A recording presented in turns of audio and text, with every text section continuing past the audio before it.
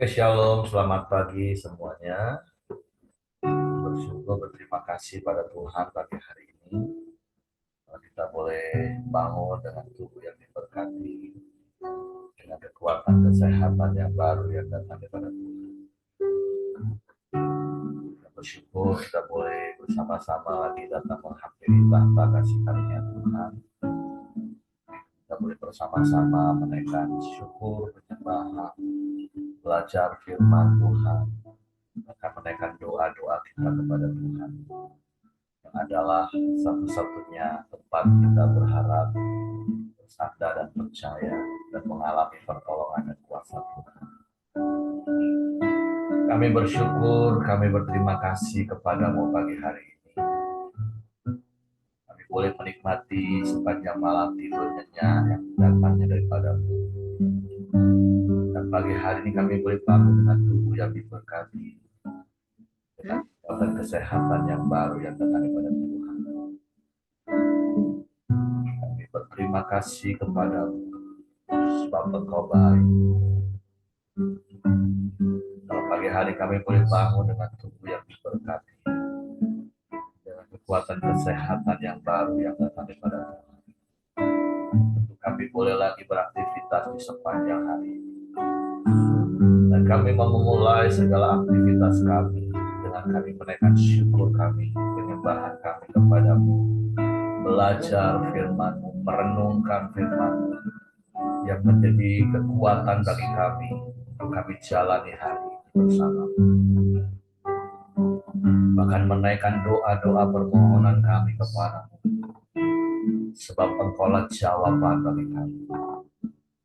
Engkaulah Tuhan kami, Engkaulah segalanya bagi kami.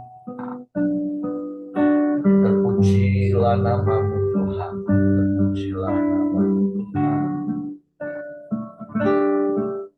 Haleluya. Kaulah Tuhanku, Kaulah Rajaku, Kau yang termulia di bumi dan di surga. Kaulah Tuhanku, Kaulah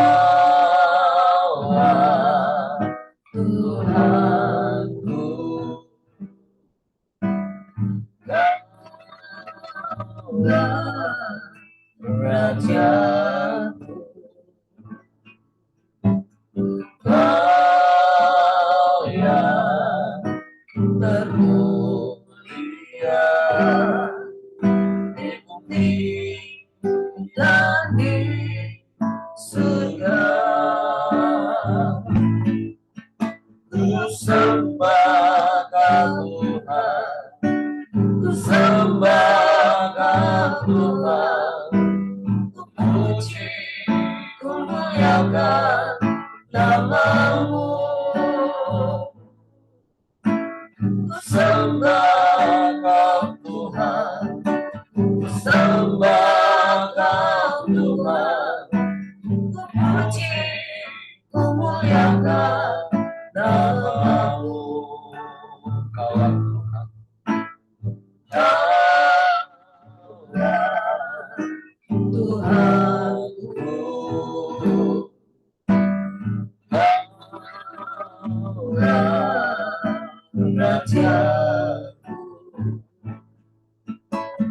Kau yang termulia di bumi dan di surga. Ku sembah Kau Tuhan, sembah Kau Tuhan, puji, ku muliakan nama-Mu. Sembah Kau Tuhan, sembah Kau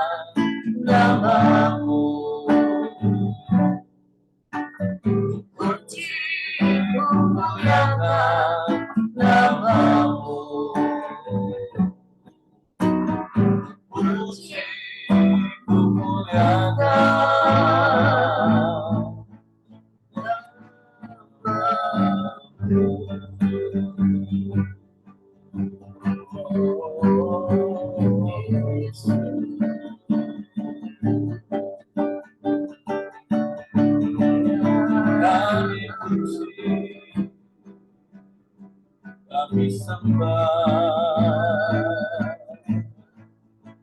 kami tinggikan nama-Mu.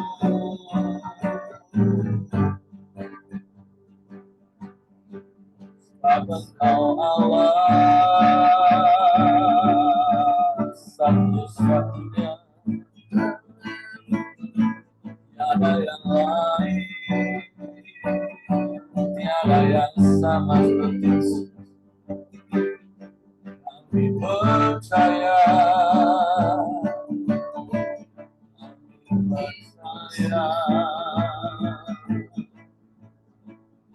hanya padamu, hanya padamu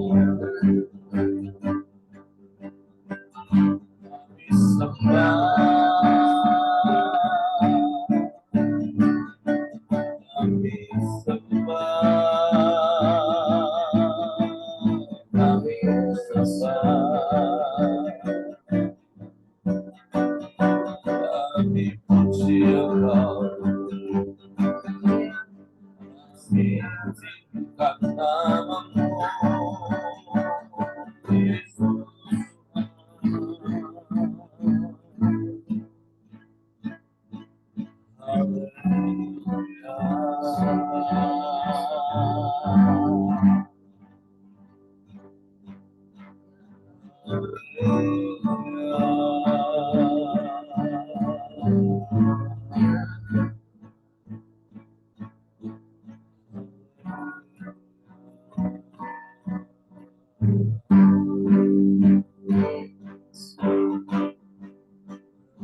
Pujilah nama-Mu, pujilah nama-Mu, pujilah nama-Mu, Yesus. Haleluya,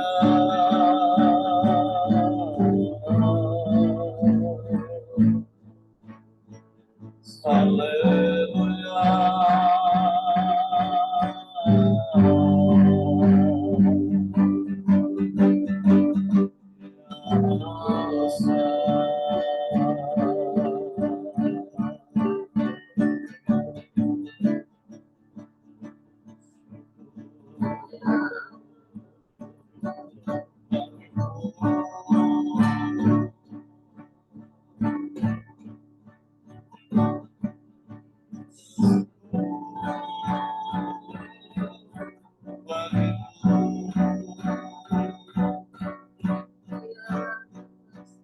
Kami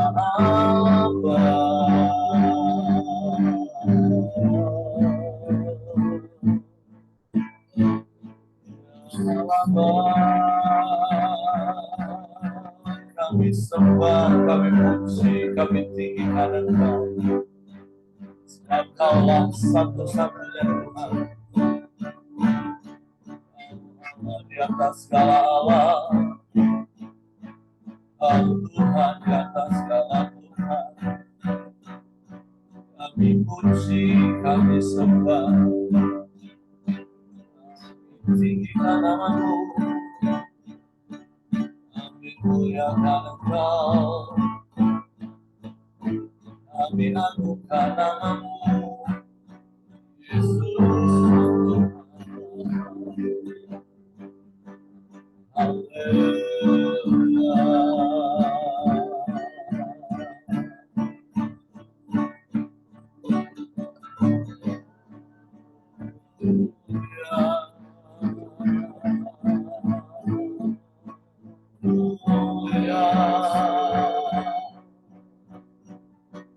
Ya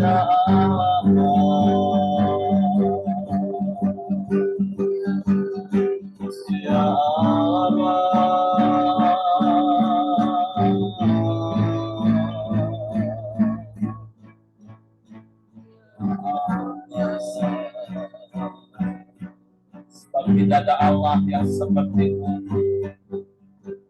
Tidak ada yang lain dan tidak ada yang sama seperti-Mu. Hanya Kaulah satu-satunya penolong yang ajaib,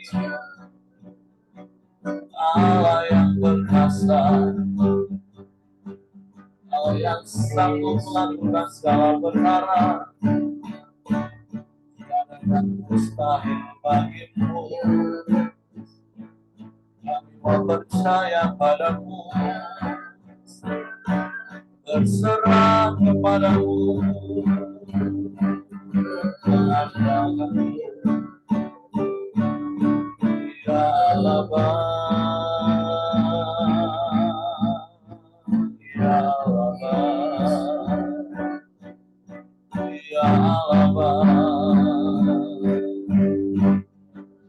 ya Allah.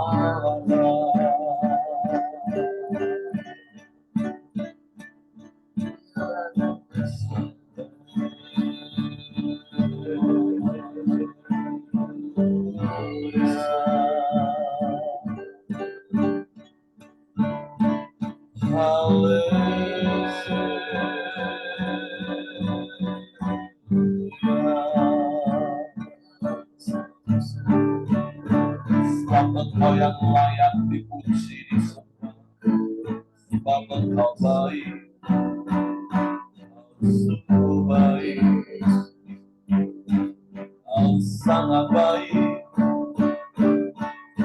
selamanya Engkau baik, Engkau selalu baik bagi kami. Dalam segala keadaan kami mau berkata Engkau baik. Sebab selalu ada maksud dan rencana-Mu yang terbaik bagi kami. Dalam setiap keadaan yang Kau izinkan kami alami. Sebab kami percaya Kau tak pernah tinggalkan kami.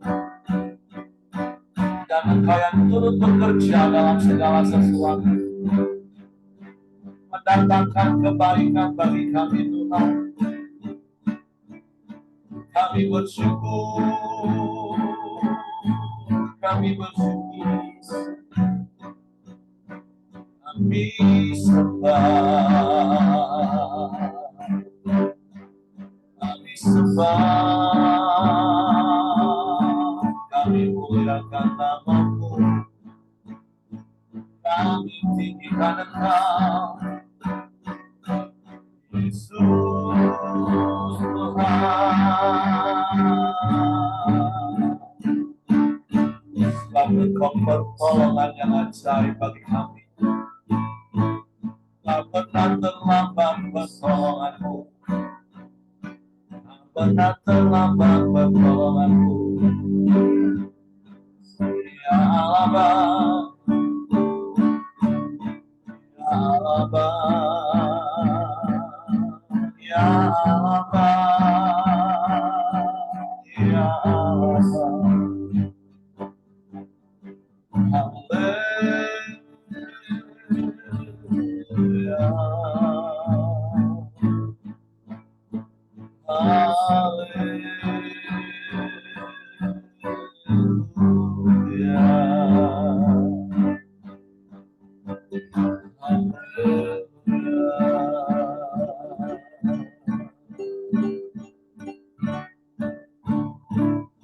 Hati kami mau terus percaya hanya kepadamu, berserah dan berharap hanya kepadamu. Terima kasih, terima kasih. Saat ku tak melihat jalanmu, saat ku tak mengerti rencanamu, namun tetap ku pegang janjimu.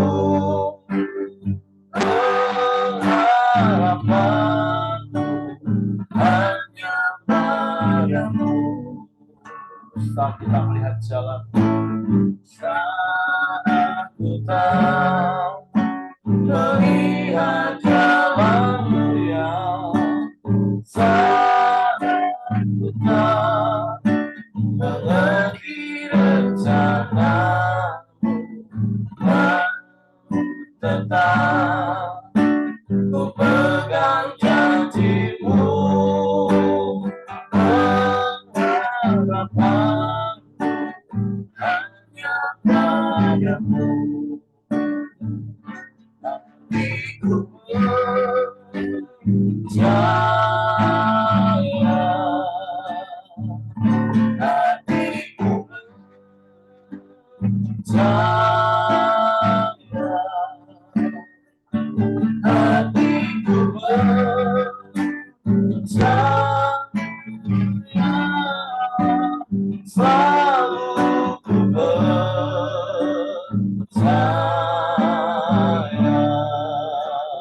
Amin.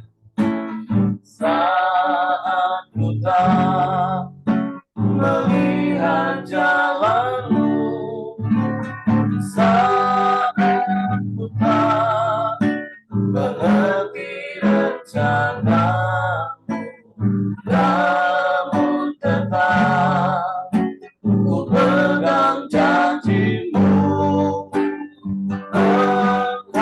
Pengharapanku hanya padamu. Hatiku percaya, hatiku percaya, hatiku percaya,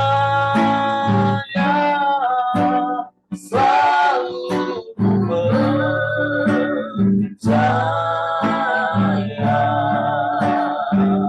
Hatiku percaya,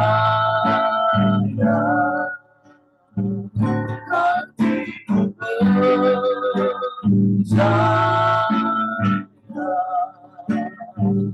hatiku percaya, selalu ku percaya, selalu ku percaya, selalu ku percaya.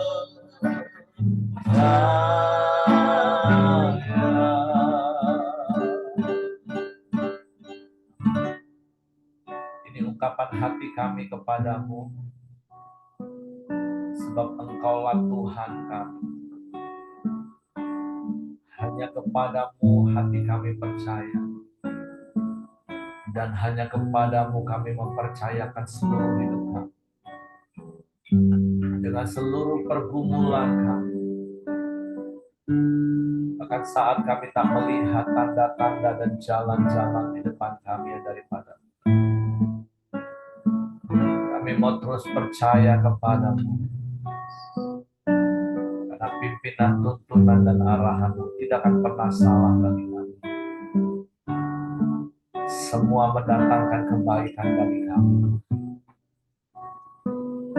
Sebab biarlah iman percaya kami terus bertumbuh kepadamu. Dan kami tahu satu-satunya membuat iman dan percaya kami bertumbuh, yaitu firman-Mu. Waktu pagi hari ini kami siapkan hati kami untuk firman.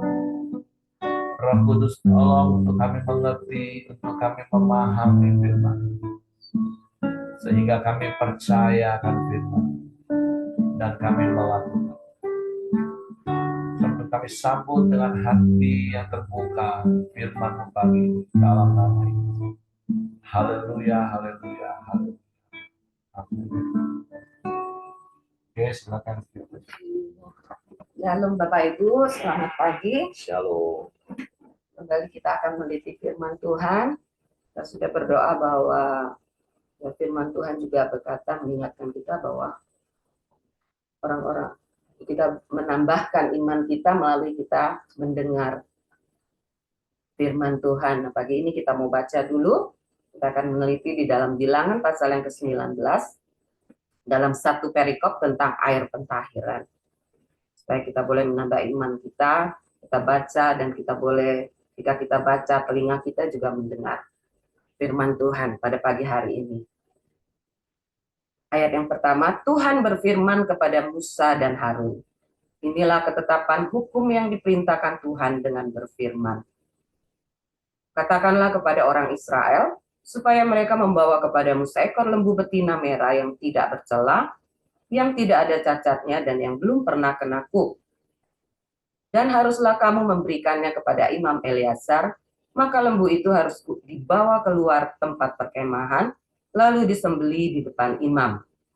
Kemudian Imam Eleazar harus mengambil dengan jarinya sedikit dari darah lembu itu, lalu haruslah ia memercikkan sedikit ke arah sebelah depan kemah pertemuan sampai 7 kali. Sesudah itu, haruslah lembu itu dibakar habis di depan mata imam, kulitnya, dagingnya, dan darahnya haruslah dibakar habis bersama-sama dengan kotorannya. Dan imam haruslah mengambil kayu aras, hisop, dan kain kirmisi dan melemparkannya ke tengah-tengah api yang membakar habis lembu itu. Kemudian haruslah imam mencuci pakaiannya dan membasuh tubuhnya dengan air. Sesudah itu masuk ke tempat perkemahan dan imam itu najis sampai matahari terbenam. Orang yang membakar habis lembu itu haruslah mencuci pakaiannya dengan air dan membasuh tubuhnya dengan air, dan ia najis sampai matahari terbenam. Maka seorang yang tahir haruslah mengumpulkan abu lembu itu dan menaruhnya pada suatu tempat yang tahir di luar tempat perkemahan, supaya semuanya itu tinggal tersimpan bagi umat Israel untuk membuat air pentahiran. Itulah penghapus dosa. Dan orang yang mengumpulkan abu lembu itu haruslah mencuci pakaiannya, dan ia najis sampai matahari terbenam. Itulah suatu ketetapan untuk selama-lamanya bagi orang Israel dan bagi orang asing yang tinggal di tengah-tengahmu. Orang yang kena kepada mayat, ia najis 7 hari lamanya. Ia harus menghapus dosa dari dirinya dengan air itu pada hari yang ketiga, dan pada hari yang ketujuh ia tahir. Tetapi jika pada hari yang ketiga ia tidak menghapus dosa dari dirinya, maka tidaklah ia tahir pada hari yang ketujuh. Setiap orang yang kena kepada mayat, yaitu tubuh manusia yang telah mati, dan tidak menghapus dosa dari dirinya, ia menajiskan kemah suci Tuhan. Dan orang itu haruslah dilenyapkan dari Israel. Karena air pentahiran tidak disiramkan kepadanya, maka ia najis. Kenajisannya masih melekat padanya. Inilah hukumnya apabila seseorang mati dalam suatu kemah, setiap orang yang masuk ke dalam kemah itu dan segala yang di dalam kemah itu najis 7 hari lamanya. Setiap bejana yang terbuka yang tidak ada kain penutup terikat di atasnya adalah najis. Juga setiap orang yang di padang yang kena kepada seorang yang mati terbunuh oleh pedang, atau kepada mayat, atau kepada tulang-tulang seorang manusia, atau kepada kubur, orang itu najis 7 hari lamanya. Bagi orang yang najis haruslah diambil sedikit abu dari korban penghapus dosa yang dibakar habis. Lalu di dalam bejana abu dibumbui air mengalir. Kemudian seorang yang tahir haruslah mengambil hisop, mencelupkannya ke dalam air itu, dan memercikannya ke atas kemah, dan ke atas segala bejana, dan ke atas orang-orang yang ada di sana, dan ke atas orang yang telah kena kepada tulang-tulang, atau kepada orang yang mati terbunuh, atau kepada mayat, atau kepada kubur itu. Orang yang tahir itu haruslah memerci kepada orang yang najis itu pada hari yang ketiga, dan pada hari yang ketujuh. Dan pada hari yang ketujuh itu, haruslah ia menghapus dosa orang itu, dan orang yang najis itu haruslah mencuci pakaiannya, dan membasuh badannya dengan air. Lalu ia tahir pada waktu matahari terbenam. Tetapi orang yang telah najis dan tidak menghapus dosa dari dirinya, orang itu harus dilenyapkan dari tengah-tengah jemaah itu, karena ia telah menajiskan tempat kudus Tuhan. Air pentahiran tidak ada disiramkan kepadanya, jadi ia tetap najis. Itulah yang harus menjadi ketetapan bagi mereka untuk selama-lamanya. Orang yang menyiramkan air penyuci itu, ia harus mencuci pakaiannya. Dan orang yang kena kepada air penyuci itu, ia menjadi najis sampai matahari terbenam. Segala yang diraba orang yang najis itu menjadi najis, dan orang yang kena kepadanya menjadi najis juga sampai matahari terbenam. Nah, Bapak Ibu, kita baca satu perikop ini di dalam Bilangan pasal 19 ini. Dalam perikop ini air pentahiran, sama hal dengannya air penyucian, air penghapus dosa, yang pada zaman perjanjian lama ini, zaman Musa, air ini harus dibuat untuk menyucikan atau menguduskan setiap orang-orang bangsa Israel. Nah, di dalam perikop ini yang saya dapatkan adalah lagi-lagi bahwa betapa kita punya Allah yang kudus, bahwa untuk kita bisa datang kepada Tuhan itu dari hal-hal lahiriah yang harus dilakukan dari luar untuk menyucikan kita yang di dalam. Nah, itu masa perjanjian lama. Jadi ketika saya baca ini, saya teringat dengan, wah, betapa, ya itu, balik-balik kita akan berpikir alangkah repotnya. Saya terbayang itu di ketika kalau kita datang ke yayasan, ya, yayasan orang meninggal.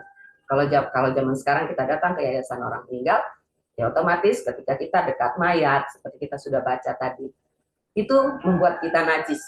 Jadi hal-hal yang di luar, najis itu adalah sesuatu yang kotor.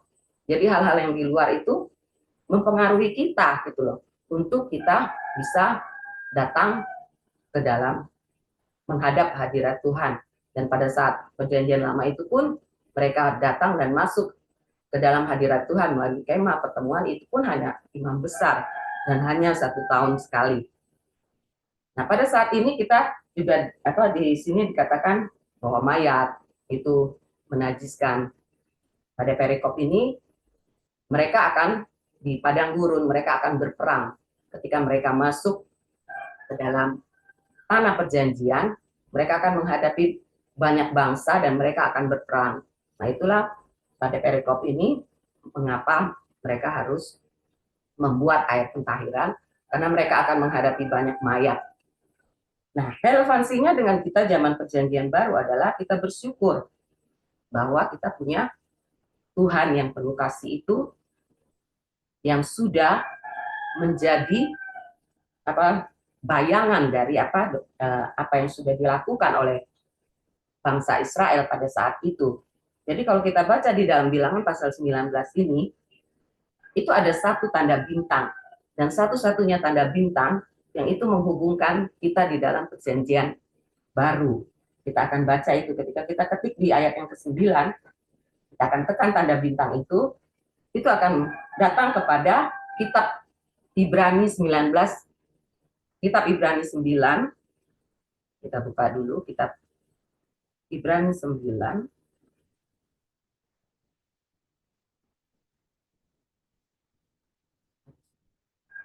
Kita akan baca di dalam perikop yang kedua, yaitu ayat yang ke-11 sampai ke ayat 28. Jadi gambarannya sekarang itu di dalam perjanjian baru, itu dengan jelas dijelaskan di dalam Ibrani pasal yang ke-9 ini, ayat yang ke-11 sampai ayat yang ke-28. Dengan perikop, Kristus adalah pengantara dari perjanjian yang baru. Tetapi Kristus telah datang sebagai imam besar untuk hal-hal yang baik yang akan datang. Ia telah melintasi kemah yang lebih besar dan yang lebih sempurna, yang bukan dibuat oleh tangan manusia. Artinya, yang tidak termaksud ciptaan ini. Dan ia telah masuk satu kali untuk selama-lamanya ke dalam tempat yang kudus, bukan dengan membawa darah domba jantan dan darah anak lembu, tetapi dengan membawa darahnya sendiri, dan dengan itu ia telah mendapat kelepasan yang kekal.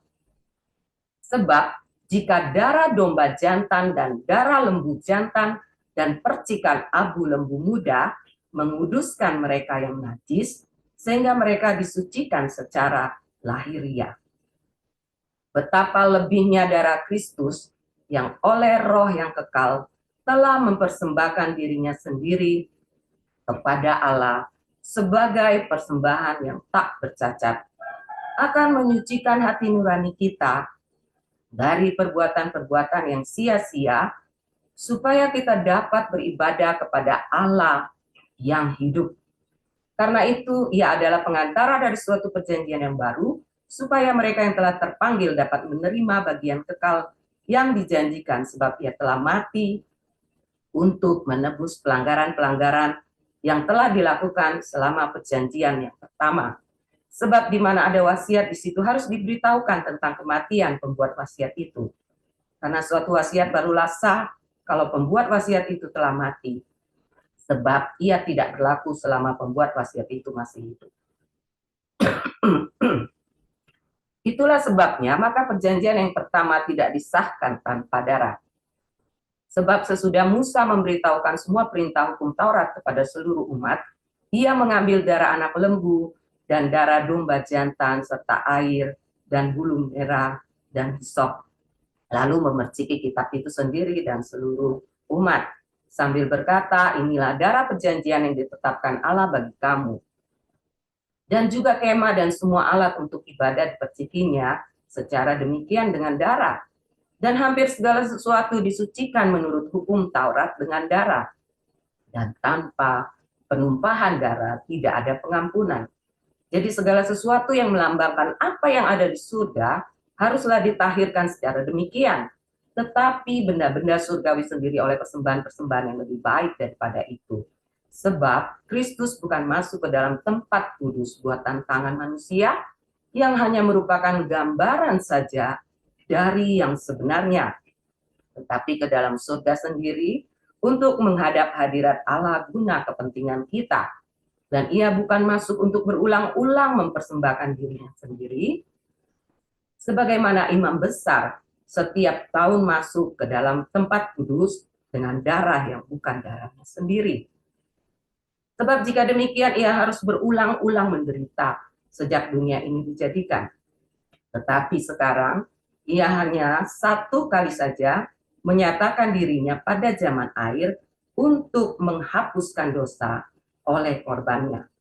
Dan sama seperti manusia ditetapkan untuk mati hanya satu kali saja, dan sesudah itu dihakimi. Demikian pula Kristus hanya satu kali saja mengorbankan dirinya untuk menanggung dosa banyak orang. Sesudah itu ia akan menyatakan dirinya sekali lagi tanpa menanggung dosa untuk menganugerahkan keselamatan kepada mereka yang menantikan dia. Nah, kita sungguh sangat bersyukur bahwa kita tidak perlu air penyucian, kita tidak perlu lagi air pentahiran ataupun penebus dosa, karena dengan darah Yesus sendiri yang sudah menyucikan dan menghapuskan semua dosa kita. Kita sudah baca jelas di dalam kitab Ibrani menerangkan bahwa satu kali untuk selamanya. Bahwa hanya darah Yesus yang melayakkan kita, yang membuat kita bisa datang ke tahta sucinya Allah. Jadi sungguh sangat luar biasa yang kembali mengingatkan kepada kita bahwa poinnya satu yang saya dapatkan adalah dalam kondisi apapun kita, sekalipun kita jatuh dalam dosa, kita layak di hadapan Tuhan. Kita masih tetap boleh datang kepada Tuhan. Jadi karena yang melayakkan kita itu bukan karena perbuatan kita, bukan apa yang kita lakukan, yang Tuhan lihat adalah ada darah Yesus yang sudah menyucikan kita sehingga kita boleh layak di hadapan Tuhan. Jadi tidak ada sesuatu apapun yang dari luar itu mempengaruhi hubungan kita dengan Tuhan. Karena sekali lagi yang melayakkan kita di hadapan Tuhan itu semata-mata adalah darah Yesus. Nah, menjadi pertanyaan bagi kita Bapak Ibu, ada poin yang kedua yaitu tentang najis. Seperti yang saya katakan tadi adalah najis adalah sesuatu yang kotor. Kalau kita buka di dalam kamus besar bahasa Indonesia, itu adalah sesuatu yang kotor. Kalau dalam perjanjian lama yang sudah kita baca di bilangan tadi, hal-hal yang dari luar itu yang bisa mempengaruhi hubungan kita dengan Tuhan. Karena belum ada korban darah Yesus. Jadi ada korban binatang, lembu, dengan syarat-syaratnya. Tetapi di zaman sekarang, apakah ketika kita, tanda kutip, dalam kondisi najis, kita masih berlayak di hadapan Tuhan?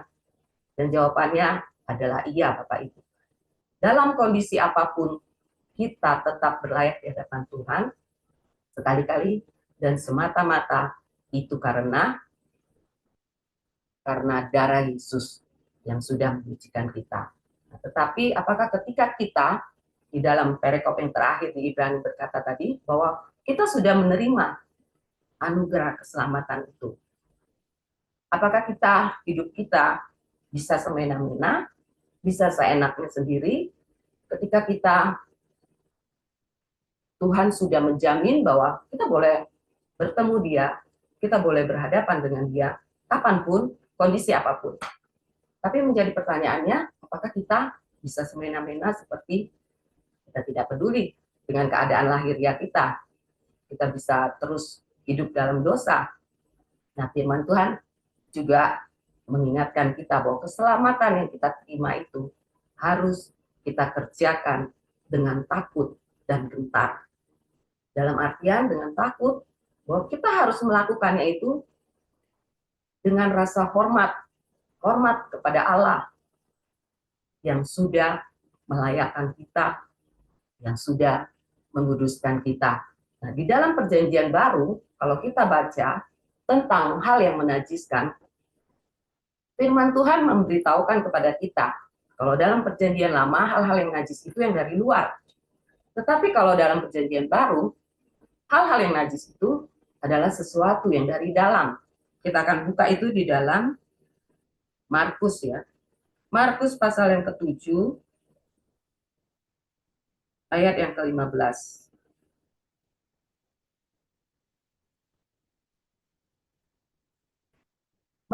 Markus 7 ayat yang ke-15 dalam perikop ini adalah tentang percakapan Tuhan dengan orang Farisi tentang perintah Allah dan adat istiadat Yahudi. Artinya tentang hukum Allah dan juga tentang hukum manusia, adat istiadat yang dibuat oleh hukum Yahudi pada waktu itu. Di dalam ayat 15 berkata begini, apapun dari luar yang masuk ke dalam seseorang tidak dapat menajiskannya. Tetapi apa yang keluar dari seseorang, itulah yang menajiskannya. Di dalam ayat 20 lanjutannya, katanya Yesus, apa yang keluar dari seseorang, itulah yang menajiskannya. Sebab dari hati orang, timbul segala pikiran jahat, percabulan, pencurian, pembunuhan, perzinahan, keserakahan, kejahatan, kelicikan, hawa nafsu, iri hati, hujat, kesombongan, kebebalan. Semua hal-hal jahat itu timbul dari dalam dan menajiskan orang. Nah, pada pagi hari ini Bapak Ibu, memang kita layak di hadapan Tuhan dalam kondisi apapun. Tetapi firman Tuhan mengingatkan kita bahwa ada hal yang bisa menajiskan kita, itu adalah sesuatu yang keluar, yang lahir dan keluar dari dalam diri kita, yaitu dari hati kita, pikiran kita, dari kehendak kita. Apa yang kita pikirkan, dan itu akan keluar, baik itu melewat perkataan, ataupun lewat perbuatan dan tindakan kita. Biarlah pada pagi hari ini ketika kita diingatkan kembali bahwa betapa anugerah Tuhan itu luar biasa buat keselamatan, buat hidup kekal yang Dia berikan bagi kita, itu tidak semata-mata membuat kita semena-mena akan hidup ini. Lewat hidup kita Tuhan mau bahwa Kristus itu nyata dan orang boleh melihat Kristus itu di dalam hidup kita, dan juga menjadi kerinduan Tuhan bahwa setiap orang boleh diselamatkan. Dan poinnya lagi yang kedua adalah mari kita mau terus hidup kudus di hadapan Tuhan. Sekalipun Tuhan tidak memandang apa yang kita lakukan, untuk kita boleh datang kepada Dia, tidak melihat perbuatan kita semata-mata karena darah Yesus yang melayakkan kita. Tetapi biarlah kita mau menghargai, kita mau menghormati karya salib yang Tuhan sudah lakukan bagi kita, untuk kita hidup di dalam kekudusan Tuhan melalui apa yang kita katakan, kita pikirkan, dan itu akan keluar lewat perbuatan kita. Apa sharing yang bisa saya sampaikan, yang boleh saya berikan, biarlah Tuhan Yesus boleh memberkati kita semua. Saya kembalikan kepada suami saya. Oke, terima kasih istriku. Jadi pagi hari ini kita bersyukur firman Tuhan mengingatkan kita. Memang kalau dari perikop di dalam Bilangan 19 ada yang dinamakan air pentahiran ketika seseorang najis. Nah, secara khusus di sini kan dijelaskan kalau terkena dengan mayat.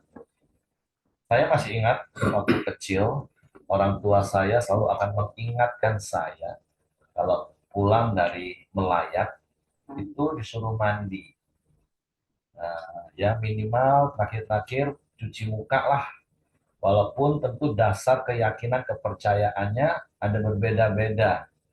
Tapi ada salah satu yang saya pikir itu masuk logika. Kan kalau orang meninggal itu ada banyak virus, banyak bakteri, jadi pulang itu harus mandi bersih-bersih. Walaupun ada juga sebagian itu berdasarkan tradisi dan kepercayaan. Contoh, cuci muka supaya nggak inget lagi, nggak terngiang-ngiang di wajah kita, wajah orang yang sudah meninggal. Yang saya pikir-pikir, oh mungkin dari ayat-ayat ini, karena memang kan begitu banyak kultur budaya, baik di Chinese maupun di beberapa suku yang ada di dunia ini, itu semua dari Alkitab, dari firman Tuhan. Seperti Pak Ayang pernah terangkan, budaya Chinese berkaitan dengan hari raya Imlek, itu sangat kental dengan perjanjian lama tentang Paskah, tentang tata cara ibadah. Tata cara ibadah teman-teman Chinese juga mirip dengan tata cara perjanjian lama. Tetapi sekali lagi ya kita bersyukur di dalam Kristus kita itu ditahirkan sekali untuk selama-lamanya. Dan mari, seperti istri saya tadi katakan, bukan berarti kalau kita sudah ditahirkan, terus kita bisa berbuat dosa sesuka hati, karena tadi ayat yang dikatakan di Markus, bukan apa yang masuk ke dalam tubuh kita yang menajiskan, tapi apa yang keluar dari mulut kita, dari tingkah laku kita, karena semua itu bersumber di hati. Hati yang tadi sudah ditahirkan, harusnya itu yang terus kita jaga. Amsal katakan, jagalah hatimu dengan segala kewaspadaan, karena dari situlah terpancar kehidupan. Makanya Paulus juga mengajar kita untuk menjaga hati nurani kita tetap tahir, tetap murni. Nah, kenapa memakai kata tahir, Bapak Ibu? Nah, sembuh dan tahir itu dua hal yang berbeda. Artinya begini, biasanya kata tahir ini akan digunakan hanya untuk penyakit kusta atau penyakit-penyakit yang bisa meninggalkan bekas. Kalau buta itu sembuh, lumpuh itu sembuh. Nah, tapi kalau kusta itu ditahirkan. Kenapa? Karena kalau sembuh itu kan, contoh tangan saya tergores pisau. Sembuh sih lukanya, tapi lukas bekas balurnya tetap kelihatan. Nah, itu sembuh. Nah, tapi yang dimaksud dengan tahir itu benar-benar kulit saya kan kembali mulus seperti kulit bayi, nggak ada bekasnya. Nah, makanya hal itulah yang dipakai juga dalam kitab Ibrani tadi, bahwa kita ini sudah ditahirkan. Kita ini bukan cuma sekadar disembuhkan dari sakit dosa, bukan, tapi kita ini ditahirkan. Jadi pengertiannya adalah harusnya semua perbuatan dosa itu sudah ditahirkan. Nggak ada lagi tanda-tandanya, nggak ada lagi bekas-bekasnya. Makanya Paulus pernah ngomong, aku melupakan semua yang ada di belakangku. Nah, jadi jangan lagi kita masih melakukan dosa-dosa. Karena sekali lagi kita sudah ditahirkan. Bukan hanya sekedar disembuhkan. Yang saya katakan tadi, kalau disembuhkan itu masih ada bekasnya. Nah, makanya kadang orang ngomong, iya lah Pak, tapi ya kan masih manusia. Enggak boleh ada ungkapan-ungkapan seperti itu. Harusnya kita ingat, iya, aku sudah ditahirkan. Aku sudah disembuhkan. Sudah ditahirkan, sudah dikuduskan, sudah disucikan, sudah dimurnikan. Kalau bahasa tahir yang seperti saya katakan tadi itu, kulit kita itu kembali mulus seperti kulit bayi. Nggak ada bekas lukanya. Dan begitulah hidup kita oleh kuasa darah Yesus. Kita ditahirkan dari semua perbuatan dosa. Dan harusnya tidak ada bekasnya sama sekali.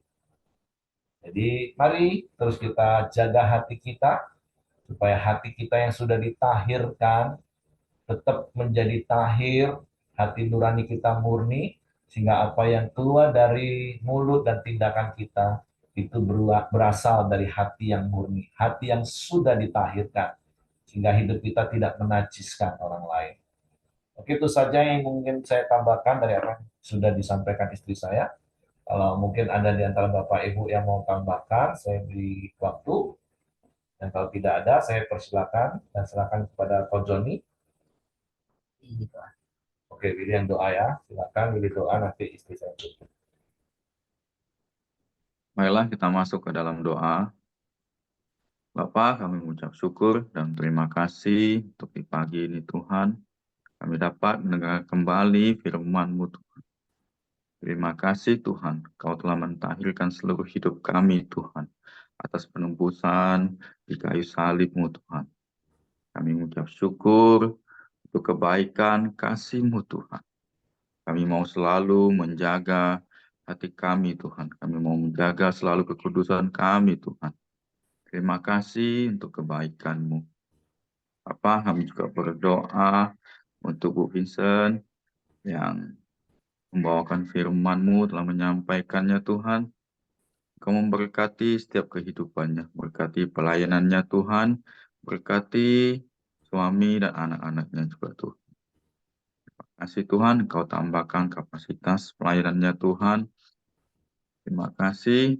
Kami juga berdoa untuk setiap anggota Koram Deo yang hadir di pagi ini. Biarlah setiap anggota Koram Deo ini Kau memberkati keluarganya Tuhan. Berkati setiap pelayanan kami Tuhan, apapun yang kami kerjakan Tuhan.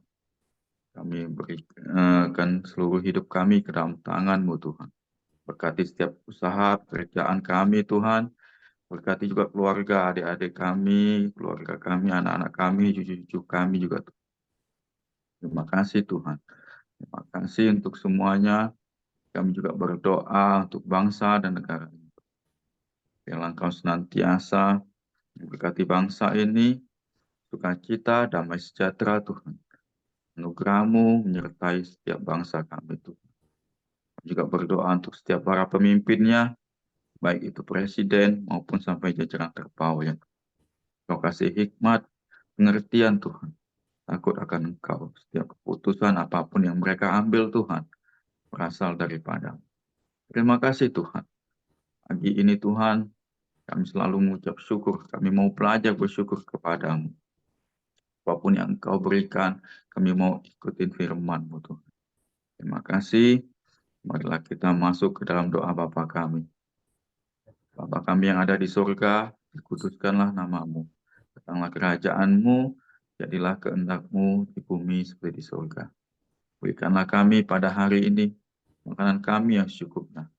Dan ampunilah kami akan kesalahan kami, seperti kami juga mengampuni orang yang bersalah kepada kami. Dan janganlah membawa kami ke dalam pencobaan, tapi lepaskanlah kami daripada yang jahat. Karena Engkau yang punya kerajaan, dan kuasa, dan kemuliaan, sampai selama-lamanya. Amin.